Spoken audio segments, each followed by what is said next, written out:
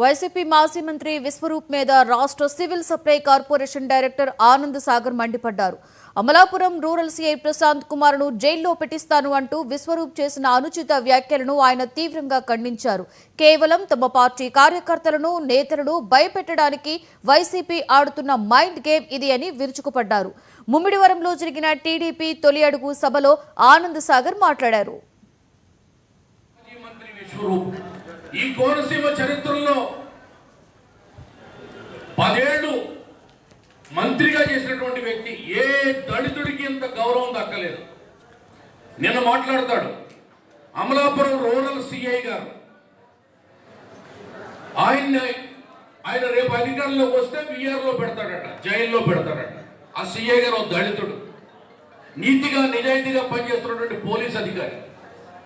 ఇదే విశ్వరూపు మంత్రిగా ఉన్నప్పుడు వాళ్ళ కొడుకు కారుని అమలాపురం డిఎస్పీ గారు సీజ్ చేస్తే డిఎస్పీ ఆఫీస్కి వెళ్ళి డిఎస్పీ గారి మీద చిందులేసి నా కొడుకు కారు రిలీజ్ చేయకపోతే చలో అమలాపురం పిలిపిస్తానని చెప్పాడు. ఆ డిఎస్పీ గారిని నువ్వు బదిలీ కూడా చేయించలేకపోయావు, ఇంటికి కూడా పీకలేకపోయావు.